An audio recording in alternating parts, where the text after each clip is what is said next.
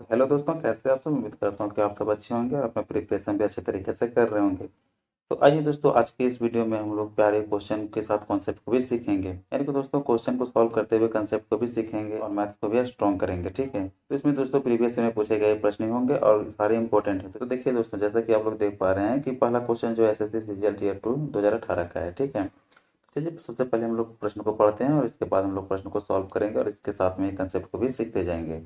तो देखिए प्रश्न को पढ़ते हैं कि जब किसी संख्या में 20 जोड़ा जाता है तो वह स्वयं का 116% हो जाता है, संख्या क्या होगी। ठीक है, यानी कि दोस्तों कोई भी एक संख्या है उसमें यदि 20 जोड़ा जाता है तो वह स्वयं का 116% हो जाता है। ठीक है, तो वह संख्या ज्ञात करना कि वो संख्या क्या है। तो देखिए इसमें पहला कंसेप्ट क्या है कि चाहे कोई सा भी नंबर हो, ठीक है, वो अपने आप का 100% ही होता है। कोई भी चीज़ जो अपने आप में पूरा है वो 100% ही है। ठीक है, तो संख्या में 20 जोड़कर बढ़ाया गया है। यदि 20 नहीं जोड़ा जाता हो तो अपने आप का 100% ही होता है। ठीक है, तो इस प्रश्न में भी हम लोग को 100% ही निकालना है, यानी कि 100% का वैल्यू जो आएगा वही इस प्रश्न का आंसर होगा। तो चलिए सबसे पहले यहाँ पे हम लोग देखते हैं कि कितना दिया हुआ है, 116%। तो यहाँ पे हम लोग 116% लिख देंगे। ठीक है, अब 116% के बराबर कितना है, तो क्या है कि किसी संख्या में 20 जोड़ दिया जाता है। ठीक है, तो इसमें कितना हो गया है, +20, यानी कि +20 को जोड़ देने से वो 116% बन गया है। तो पहले वो अपने आप में 100% ही था। ठीक है, लेकिन उसमें 20 एक्स्ट्रा जोड़ देने के कारण वह 116% हो गया। तो इससे हमें ये पता चल जाता है कि ये जो 20 है वो 16% का वैल्यू। ठीक है, यानी कि वो 20 नहीं होता तो ये 16% नहीं आता, और 16% नहीं आता तो ये अपने आप में 100% हो जाता। तो वही चीज़ हम लोग को फाइंड करना है। तो यहाँ पे हम लोग ये कर सकते हैं ना, तो इस कंसेप्ट से हम लोग को ये पता चला कि जो 16% है इसी के बराबर क्या है, तो 20 है। तो यहाँ पे इसी के बराबर हम लोग 20 लिख दिए। अब हम लोग इसके माध्यम से 100% का वैल्यू निकालना है कि, और जो 100% का वैल्यू आएगा वही इस प्रश्न का आंसर होगा। ठीक है, चलिए हम लोग सबसे पहले काटते हैं। तो काटते हैं तो कितना आ जाएगा, 4 से काटेंगे तो यहाँ आ जाएगा 4%। ठीक है, अब 4% के बराबर कितना है, तो फिर यहाँ इसे भी 4 से काटेंगे तो कितना बार में कटेगा, 5 बार में। तो 4% के बराबर 5 आ गया। ठीक है, अब ये 4% है तो हम लोग को 100% बनाना है। ठीक है, यानी कि पूरा जो 100% है उसका वैल्यू निकालना है। तो यहाँ से 100 बनाने के लिए इससे हम लोग 25 से गुना कर देंगे। ठीक है, कितना से, 25 से। 25 चौका 100 होता है। ठीक है, तो 25 से गुना किया तो यहाँ कितना आ गया, 100% आ गया। ठीक है, और इसका वैल्यू पता करना है। तो इस तरह यदि हम लोग 25 से गुना किए तो राइट साइड में भी 25 से गुना करना पड़ेगा। ठीक है, तो 5 को यदि हम लोग यहाँ पे 25 से गुना कर देते हैं, ठीक है, 25 से गुना करेंगे तो कितना आ जाएगा, 125 आ गया। ठीक है, तो यहाँ से देख सकते हैं कि 100% का वैल्यू कितना निकल के आ गया, तो 125 आ गया। ठीक है, और यही हम लोग को फाइंड करना था, यानी कि 100% का वैल्यू फाइंड करना था, जो कि 125 आया। ऑप्शन कितना में, तो इसका ऑप्शन पहला ये सही हो जाएगा। तो उम्मीद करता हूँ कि आप सबों को ये प्रश्न अच्छे से समझ में आ गया होगा। तो चलिए अब हम लोग नेक्स्ट प्रश्न को देखते हैं। तो आइए दोस्तों, ये रहा दूसरा प्रश्न और ये एसएससी सीएचएसएल का प्रश्न है। ठीक है, तो इस प्रश्न को हम लोग चलिए पढ़ते हैं। क्या है कि यदि किसी संख्या के 75% में 75 जोड़कर वही संख्या प्राप्त हो तो वह संख्या होगी। यानी कि दोस्तों कोई संख्या है, ठीक है, और उस संख्या के 75% में भी 75 जोड़ देने पर जो पहले संख्या था वही संख्या आता है, तो उस संख्या को हम लोग को ज्ञात करना है। ठीक है, उम्मीद है कि आप सब प्रश्न को पढ़कर अच्छे से समझ रहे होंगे प्रश्न में कहना क्या चाह रहा है। ठीक है, तो मान लेते हैं कोई भी सभी संख्या, अब संख्या तो नहीं पता है तो संख्या को हम लोग एक्स मान लेते हैं। ठीक है, एक्स ये मान लेते हैं। ठीक है, तब आगे हम लोग सॉल्व करेंगे कि एक्स का 75% में 75 जोड़ने के बाद फिर से क्या होता है, तो एक्स ही प्राप्त होता है। हम लोग को एक्स फाइंड करना है, यानी कि एक्स का वैल्यू जो आ जाएगा वही प्रश्न का आंसर होगा। ठीक है, तो चलिए आगे हम लोग सॉल्व करते हैं। तो किसी संख्या में एक्स है तो यहाँ पे हम लोग सबसे पहले एक्स लिख देते हैं। एक्स के 75% तो गुना कर देंगे 75 बटा में 100।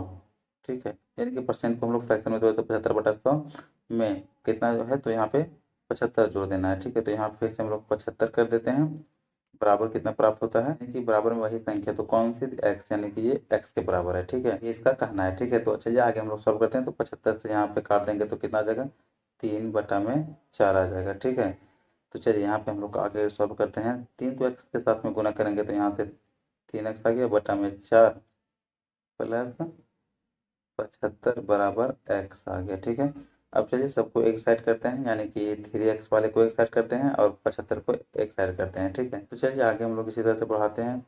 तो 75 के बराबर क्या आ गया है, यहाँ से एक्स, इधर प्लस में, इधर आके माइनस में हो जाएगा, 3x बटा में 4 आ गया। ठीक है, ये इतना आ गया है कि, ठीक है दोस्तों, तो फिर चलिए आगे हम लोग लिखते हैं। यहाँ से 75 का 75 ही रह जाएगा। ठीक है, इसे हम लोग भिन्न के जोड़ के हिसाब से सॉल्व करेंगे तो कितना आ जाएगा, 4x माइनस 3x बटा में 4।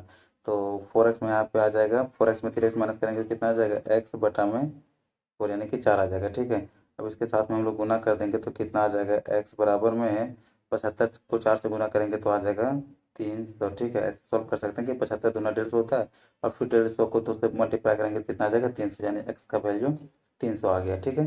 तो इस तरह से सॉल्व किए तो इसका आंसर कितना आ गया 300, जो कि ऑप्शन नंबर ए में है, ठीक है। तो आप देख सकते हैं कि प्रश्न बहुत ईजी आते हैं, बस आप लोगों को कंसेप्ट जानना चाहिए, ठीक है। कंसेप्ट जानने के बाद दोस्तों आप किसी भी प्रश्न को अच्छे तरीके से सॉल्व कर सकते हैं, और उम्मीद करता हूँ कि ये प्रश्न भी आप लोगों को अच्छे से समझ में आ गया होगा।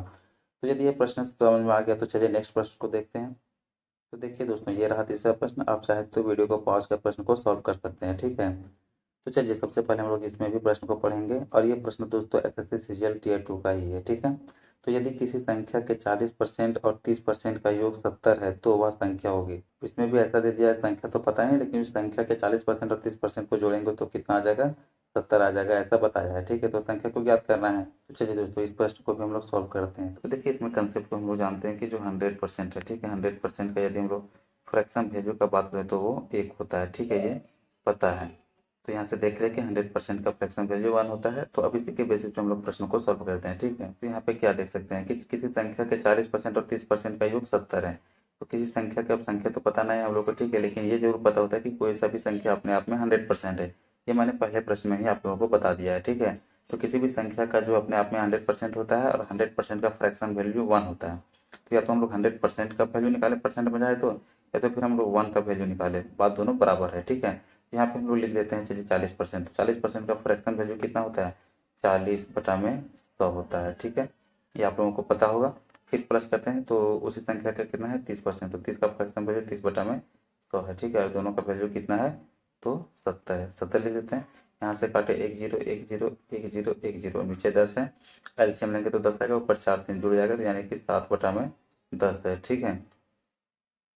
7/10 हो जाएगा बराबर 70। अब यहाँ से देख सकते हैं दोस्तों कि क्या है कि इसको हम लोग फ्रैक्शन में चेंज करते हैं, ठीक है। परसेंट में था तो हम लोग फ्रैक्शन में चेंज किया, फ्रैक्शन में चेंज करते हैं तो इसके लिए हम लोग को 1 का वैल्यू निकालना पड़ेगा। ये जो 1 है उसका वैल्यू निकालना पड़ेगा। यहाँ से हम लोग 1 का वैल्यू निकालेंगे, ना कि 100% का, चूंकि दोनों सेम होता है, 100% बोले या फिर 1 बोले सेम होता है, ठीक है। तो चलिए यहाँ से हम लोग काट देते हैं, हिसाब से यहाँ कितना बार में कट जाएगा 10 बार में ये कट जाएगा, और इधर से गुना कर देंगे तो कितना आ जाएगा 10 को 10 से गुना करेंगे तो 100 आ जाएगा, ठीक है। यानी कि 1 का वैल्यू हम लोग देखें यहाँ से तो कितना आ गया 100 आ गया। यहाँ पे चूंकि 1 बचा, ठीक है, तो यहाँ से 1 का वैल्यू कितना आ गया 100, और यही हम लोग को फाइंड करना था। तो देख सकते हैं दोस्तों कि ये टियर 2 का क्वेश्चन है, ठीक है, लेकिन कितना शॉर्ट है। तो इस प्रश्न का जो आंसर है वो 100 आ गया, और ये ऑप्शन नंबर ए में है, ठीक है। तो दोस्तों यहाँ तक टोटल 3 प्रश्नों को सॉल्व किया, और उम्मीद करता हूँ कि आप लोग भी अच्छे से समझ गए होंगे, ठीक है। और यदि आप लोगों को इस वीडियो से कुछ सीखने को मिला तो आप चैनल को सब्सक्राइब कर सकते हैं, और इसी तरह से नए नए कंसेप्ट को सीख सकते हैं।